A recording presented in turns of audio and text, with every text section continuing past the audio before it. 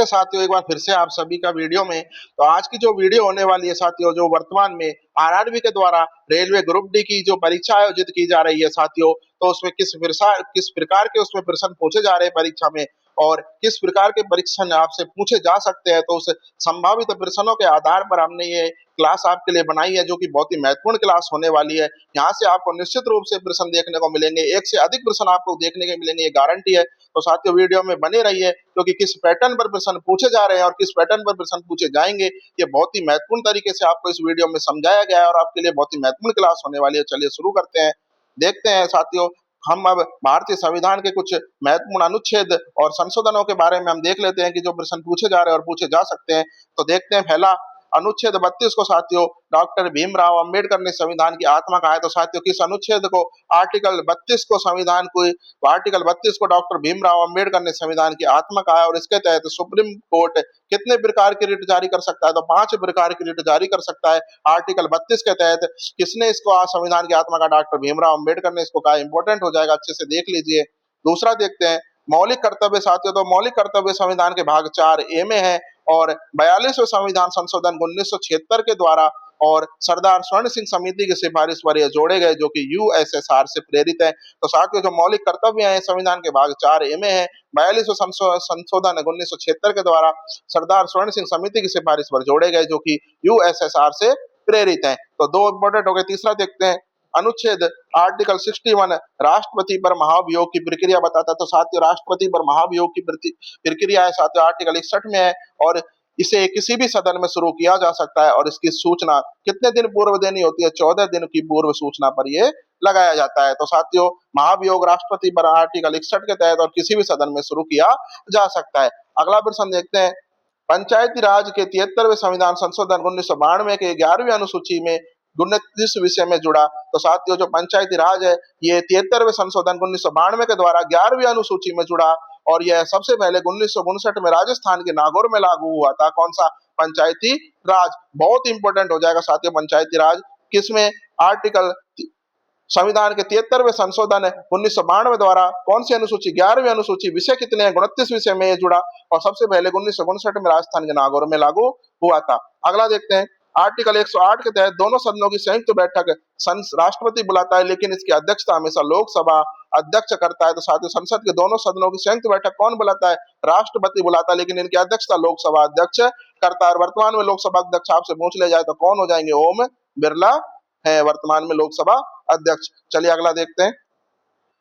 बहुत ही important class है साथियों, इसको अंत तक देख लीजिए, यहाँ से आपको निश्चित रूप से आपको प्रश्न मिल जाएंगे और इसी पैटर्न पर अब प्रश्न पूछे भी जा रहे हैं परीक्षा में। तो देखते हैं संविधान और अर्थव्यवस्था। तो साथियों आर्टिकल 148 के तहत नियंत्रक एवं महालेखा परीक्षक, साथियों नियंत्रक महालेखा परीक्षक का प्रश्न हमेशा पूछा जाता है, तो इसको अच्छे से देखना।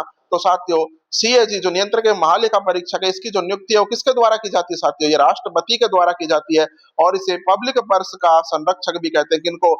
नियंत्रक एवं महालेखा परीक्षक। और इनकी नियुक्ति किसके आर्टिकल के तहत की जाती है? 148 के तहत। अगला देखते हैं दल विरोधी कानून एंटी डिफेशन लॉ 52 में संशोधन 1985 द्वारा 10वीं अनुसूची में शामिल किया गया है। तो साथियों दल बदल विरोधी जो कानून है ये 52वें संशोधन 1985 द्वारा 10वीं अनुसूची में शामिल किया गया। अगला देखते हैं 103वां संविधान संशोधन जो कि 2019 में लाया गया था, सामान्य वर्ग के सभी आर्थिक रूप से कमजोर जिनको ईडब्ल्यूएस कैटेगरी में लिया गया लोगों को 10% आरक्षण का प्रावधान करता है। तो साथियों किस संशोधन के द्वारा आया? 103वां संविधान संशोधन 2019 के द्वारा। अगला देखते हैं जीडीपी जिसको सकल घरेलू उत्पाद कहते हैं का मतलब एक वर्ष में देश की सीमा के भीतर उत्पादित सभी वस्तु और सेवाओं का अंतिम मूल्य किसके अंतर्गत? जीडीपी के अंतर्गत आता है। अगला देखते हैं रिजर्व बैंक की स्थापना 1935 में हुई। कब हुई आरबीआई की स्थापना? 1935 में। और सिफारिश पूछ ली जाए तो हिल्टन यंग कमेटी की सिफारिश पर हुई और बाद में 1949 में इसका राष्ट्रीयकरण हुआ था। तो आरबीआई की स्थापना 1935 में, आरबीआई का राष्ट्रीयकरण 1949 में और जो इसकी स्थापना की गई वो हिल्टन यंग कमेटी की सिफारिश पर की गई। चलिए अगला प्रश्न देखते हैं। अब हम भारतीय इतिहास से संबंधित देख लेते हैं। तो साथियों सिंधु घाटी का स्थल मोहनजोदड़ो जिसको मृतकों का टीला कहा जाता है, ये 1922 में आर.डी. बनर्जी ने खोजा, जहां से कांस्य की नर्तकी की मूर्ति मिली है। तो साथियों सिंधु घाटी का स्थल मोहनजोदड़ो जिसको मृतकों को टीला की संज्ञा दी गई है, 1922 में आर.डी. बनर्जी ने खोजा, वहां पे कांस्य की नर्तकी की मूर्ति भी मिली है। अगला देखते हैं चौथी बौद्ध संगति कुषाण राजा कनिष्क के समय कुंडलवन कश्मीर में हुई। तो साथियों जो चौथी बौद्ध संगति है ये कहाँ पे हुई? कुषाण राजा कनिष्क के समय कुंडलवन कश्मीर में हुई, जिसमें बौद्ध धर्म ने हीनयान और महायान में बट गया था। तो साथियों बौद्ध धर्म हीनयान और महायान में कब बटा था? चौथी बौद्ध संगति के दौरान, और उस समय कुषाण राजा कनिष्क कहाँ के? कुषाण राजा कनिष्क के समय में हुई थी। कहाँ पे? कुंडलवन कश्मीर में। अगला देखते हैं, सम्राट अशोक ने 261 ईसा पूर्व में कलिंग का युद्ध लड़ा था, जिसका वर्णन उनके 13वें शिलालेख में मिलता है। तो साथियों तो सम्राट अशोक है, इन्होंने कलिंग का युद्ध लड़ा था कब? 261 ईसा पूर्व में। तो इसका जो वर्णन है उनके 13वें शिलालेख में मिलता है। कौन से शिलालेख में मिलता है? इंपॉर्टेंट हो जाएगा, 13वें शिलालेख में मिलता है। अगला देखते हैं, इल्तुतमिश ने अपनी दिल्ली सल्तनत में चांदी का टांका और तांबे का जीतल चलाया था तथा एकता प्रणाली की शुरू की थी।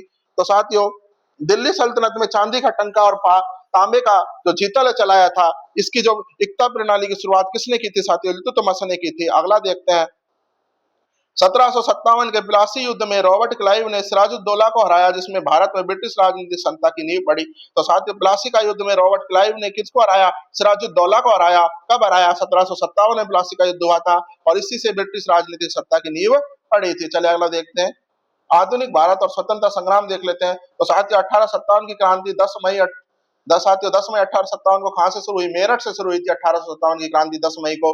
और मंगल पांडे बैरकपुर छावनी की 34वीं नेटिव इन्फेंट्री के सिपाही थे। तो मंगल पांडे किसके सिपाही थे? बैरकपुर की 34वीं नेटिव इन्फेंट्री के सिपाही थे। भारतीय राष्ट्रीय कांग्रेस की स्थापना कब हुई? 1885 में हुई। किसने की? ए.ओ. ह्यूम ने की थी, और इसके पहले अध्यक्ष व्योमेश चंद्र बनर्जी बॉम्बे अधिवेशन से थे। तो साथियों भारतीय राष्ट्रीय कांग्रेस की स्थापना 1885 में ए.ओ. ह्यूम ने की, और इसके पहले अध्यक्ष व्योमेश चंद्र बनर्जी थे। 13 अप्रैल 1919 को जलियांवाला बाग हत्याकांड हुआ। कब हुआ साथियों जलियांवाला बाग हत्याकांड? 13 अप्रैल 1919 को हुआ। महत्वपूर्ण तिथि है।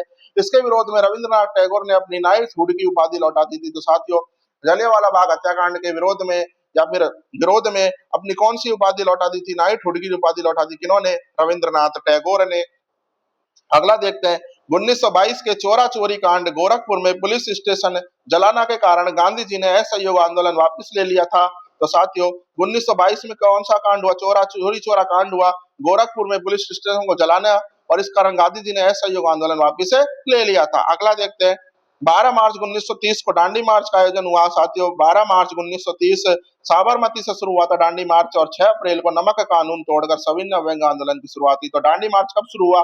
12 मार्च 1930 को साबरमती से, और 6 अप्रैल को नमक कानून तोड़कर सविनय अवज्ञा आंदोलन की स्थापना शुरुआत हुई थी। अगला देखते हैं, अब हम ज्योग्राफी देख लेते हैं। साथियों जो महत्वपूर्ण तथ्य हैं, भारत का मानक समय साथियों IST Indian standard time 82.5 degree पूर्वी देशांतर है, जो कि मिर्जापुर से गुजरता है, और यह GMT से 5 घंटे 30 मिनट आगे है। तो साथियों भारत का जो मानक समय 82.5 डिग्री पूर्वी देशांतर है, जो कि मिर्जापुर से गुजरता है।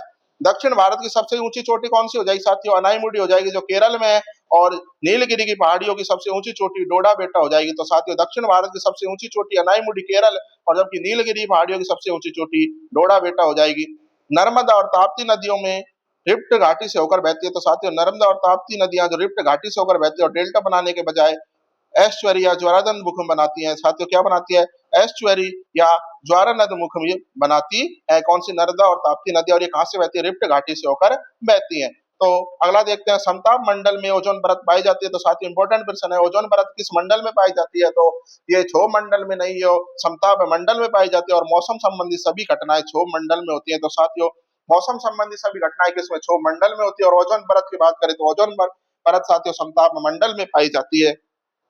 अगला देखते हैं, गल्फ स्ट्रीम अटलांटिक महासागर की एक गर्म जलधारा है, जबकि लेबाडोर एक ठंडी जलधारा है। तो साथियों गल्फ स्ट्रीम कैसी है? एक गर्म जलधारा जो कि अटलांटिक महासागर की है, जबकि लेबाडोर एक ठंडी जलधारा है। तो लेबाडोर क्या हो जाएगा? ठंडी हो जाएगा, और गल्फ स्ट्रीम एक गर्म जलधारा। अगला देखते हैं, अब साथियों साइंस का देख लेते हैं हम थोड़ा सा। लाइसोसोम में हाइड्रोलाइटिक एंजाइम होते हैं, इसलिए इसे आत्मघाती थैली कहते हैं। तो साथियों हाइड्रोलाइटिक एंजाइम किसमें होते हैं? लाइसोसोम में होते हैं, और इसी कारण से इसको आत्मघाती थैली कहते हैं। और माइटोकॉन्ड्रिया के एटीपी के रूप में ऊर्जा बनाता है साथियों। तो साथियों माइटोकॉन्ड्रिया एटीपी के रूप में क्या बनाता है? ऊर्जा बनाता है। और लाइसोसोम कहाँ? लाइसोसोम किसमें होता है साथियों? हाइड्रोलाइटिक एंजाइम होते हैं किसमें? लाइसोसोम में।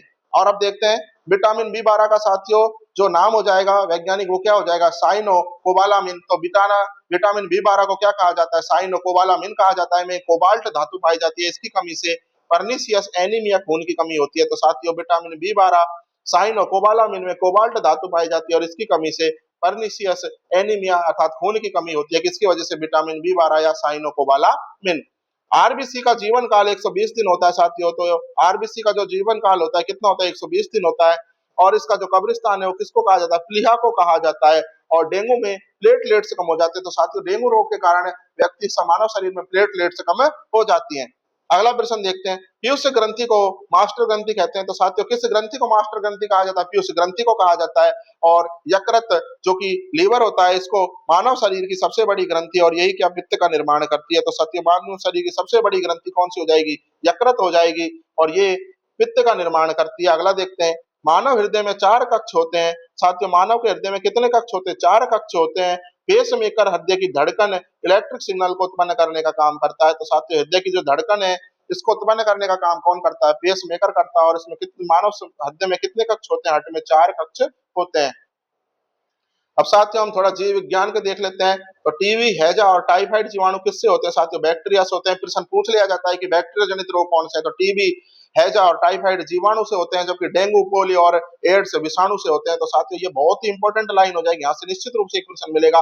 टीबी, हैजा और टाइफाइड बैक्टीरिया, जबकि डेंगू, पोलियो और एड्स विषाणु जनित रोग हैं। छोटे आंत भोजन के पाचन को और अवशोषण का मुख्य स्थान है, इसमें मौजूद विली अवशोषण क्षेत्र बढ़ाते हैं। तो साथियों भोजन के पाचन और अवशोषण का जो मुख्य स्थान है कौन सा, छोटी आंत होती है। अगला देखते हैं, पौधों में जाइलम जड़ों से पानी और खनिज ले जाता है। तो साथियों जड़ों से पानी और खनिज पौधों को कौन देता है, जाइलम देता है। जबकि फ्लोएम पत्तियों में बने भोजन को पौधे के अन्य भागों तक पहुंचाता है। तो साथियों जड़ों से जाइलम और फ्लोएम पत्तियों से बने भोजन को पौधे के अन्य भागों में पहुंचाता है। अगला देखते हैं, मनुष्य में 23 जोड़े गुणसूत्र होते हैं। 23वां जोड़ा लिंग निर्धारित करता है और महिलाओं में एक्स एक्स और पुरुषों में एक्स वाई पाया जाता है। तो साथियों मानव मनुष्य में कितने 46 गुणसूत्र होते हैं और 23वां जोड़ा लिंग निर्धारित करता है और महिलाओं में एक्स एक्स और पुरुषों में एक्स वाई गुणसूत्र पाया जाता है। अगला देखते हैं, मांसपेशियों में ऑक्सीजन की कमी से वायवीय श्वसन होता है, जिससे लैक्टिक अम्ल बनता है और इससे ऐंठन होने लगती है। तो साथियों कौन सी मांसपेशियों में ऑक्सीजन की कमी से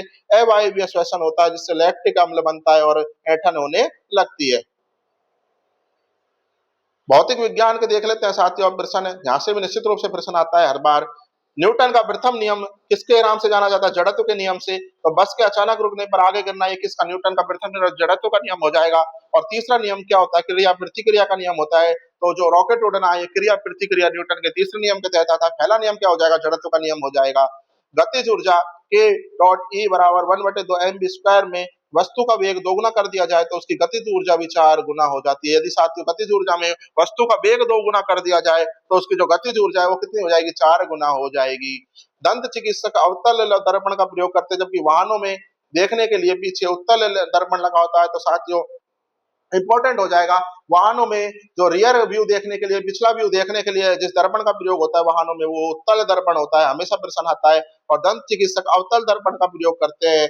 तो जो वाहनों में पीछे लगे, वाहनों में जो मिरर लगा होता है उसमें कौन सा दर्पण होता है, उत्तल दर्पण लगा होता है। चलिए अगला देखते हैं, ध्वनि एक अनुदैर्ध्य तरंग है। तो साथियों ध्वनि कैसी तरंग, एक अनुदैर्ध्य लॉन्गिट्यूडिनल तरंग है जो निर्वात में यात्रा नहीं कर सकती, जबकि ध्वनि की चाल ठोस में सबसे अधिक होती है। तो साथियों ध्वनि की चाल सबसे अधिक किसमें पाई जाती है, ठोस में पाई जाती है। तो साथियों ओम का नियम क्या हो जाएगा, बी बराबर आई आर के अनुसार वोल्टेज करंट के समानुपाती होता है, जबकि बल्ब का फिलामेंट टंगस्टन उच्च गलनांक का बना होता है। तो साथियों जो ओम का नियम है इसके अनुसार वोल्टेज करंट के समानुपाती होता है और बल्ब का जो फिलामेंट है साथियों, जो टंगस्टन, जो पुराने बल्ब चलते थे जो पीले जलते थे उनमें टंगस्टन के बने होते थे और उनका जो फिलामेंट है वो किसका होता था, टंगस्टन का होता था और उसका गलनांक उच्च होता था, जिसके कारण वो गलता नहीं था। अगला देखते हैं रसायन विज्ञान। मेंडलीव की आवर्त सारणी परमाणु द्रव्यमान पर थी, जबकि आधुनिक आवर्त सारणी परमाणु क्रमांक पर आधारित है। तो साथियों मेंडलीव की आवर्त सारणी किस पे, परमाणु द्रव्यमान पर थी, जबकि आधुनिक आवर्त सारणी मोस्टली परमाणु क्रमांक पर आधारित है। अम्ल नीले लिटमस को लाल कर देता है। तो हमारे अमाशय में HCl हाइड्रोक्लोरिक अम्ल और चींटी के डंक में फॉर्मिक अम्ल होता है। तो साथियों नीले लिटमस को लाल कौन करता है, अम्ल कर देता है। और अमाशय में कौन सा पाया जाता है साथियों, HCl हाइड्रोक्लोरिक अम्ल पाया जाता है। और चींटी के डंक में भी पूछ लिया जाता है फॉर्मिक अम्ल होता है, ये भी इंपॉर्टेंट क्वेश्चन है। चींटी के डंक में फॉर्मिक अम्ल और हमारे अमाशय में हाइड्रोक्लोरिक अम्ल पाया जाता है। बेकिंग सोडा का सूत्र क्या होता है साथियों? NaHCO3 होता है बेकिंग सोडा का सूत्र। और धावन सोडा, धोने का सोडा Na2CO3 10H20 है। जिप्सम को गर्म करने पर प्लास्टर ऑफ पेरिस बनता है। तो साथियों प्लास्टर ऑफ पेरिस कब बनता है? जिप्सम को गर्म करने पर बनता है। और बेकिंग सोडे का जो सूत्र हो जाएगा वो NaHCO3 हो जाएगा। अगला देखते हैं, पारा एकमात्र ऐसी धातु है जो कमरे को तापमान पर तरल रहती है। साथियों पारा कमरे के तापमान पर तरल रहती है, जबकि ब्रोमीन एक तरल अधातु है। तो साथियों कमरे के तापमान पर तरल रहने वाली धातु आपसे पूछ ली जाए तो कौन सी हो जाएगी? पारा। जबकि तरल धातु पूछ ली जाए तो कौन सी हो जाएगी? ब्रोमीन हो जाएगी। तो साथियों विद्युत का सबसे अच्छा सुचालक कौन होता है? साथियों चांदी होती है। तो चांदी अच्छी कुचालक होती है। सोना सबसे अधिक तन्य ड्यूक्टिल और धातु है साथियों। तो सबसे अधिक तन्य धातु कौन सी है? सोना हो जाएगी, जिससे बहते पतले तार खींचे जाते हैं। तो साथियों विद्युत की सबसे अच्छी कुचालक कौन हो जाएगी? चांदी हो जाएगी। और अगला देखते हैं, सामान्य विज्ञान में विविध देख लेते हैं। समस्थानिक का आइसोटॉप्स का प्रयोग कार्बन 14 जीवाश्म की आयु ज्ञात करने और आयोडीन 131 घेंगा रोग के इलाज में काम आता है। तो साथियों समस्थानिक आइसोटॉप्स का उपयोग कार्बन 14 जीवाश्म की आयु ज्ञात करने में होता है और आयोडीन 131 घेंगा रोग के इलाज में काम आता है।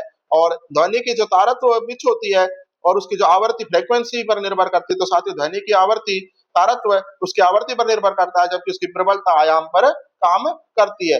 इसरो का गगनयान मिशन भारत का पहला मानव अंतरिक्ष मिशन है। साथियों भारत का पहला मानव अंतरिक्ष मिशन का नाम क्या हो जाएगा? गगनयान हो जाएगा, जिसके लिए व्योम मित्र नामक रोबोट तैयार किया गया है। कौन सा रोबोट तैयार किया गया? व्योम मित्र रोबोट तैयार किया गया है। इंपॉर्टेंट हो जाएगा। भारतीय रेलवे में साथियों कितने जोन है? 19 जोन है। कितने जोन है? 19 जोन है। और दक्षिण तट रेलवे विशाखापट्टनम नवीनतम जोन है। और भारत की पहली ट्रेन 1853 में डलहौजी के समय चली थी। तो भारत में वर्तमान में 19 जोन है। सबसे नया जो जोन है वो दक्षिण तट रेलवे विशाखापट्टनम है और भारत की पहली ट्रेन 1853 में चली थी। 2011 की जनगणना के अनुसार सबसे अधिक जनसंख्या घनत्व बिहार का है। कितना? 1106। और सबसे अधिक जो लिंगानुपात है वो केरल का है। तो साथियों सबसे अधिक जनसंख्या घनत्व बिहार का 1106 और सबसे अधिक लिंगानुपात केरल का है। आशा है आपको बहुत ही अच्छी लगी होगी वीडियो और आपका रिवीजन अच्छे से हो गया होगा। ये प्रश्न आपको निश्चित रूप से परीक्षा में देखने को मिल सकते हैं। आपसे रिक्वेस्ट है चैनल को प्लीज सब्सक्राइब जरूर कर लीजिए और वीडियो को लाइक और शेयर कर दीजिए। मिलते हैं अगली वीडियो में, तब तक के लिए अलविदा।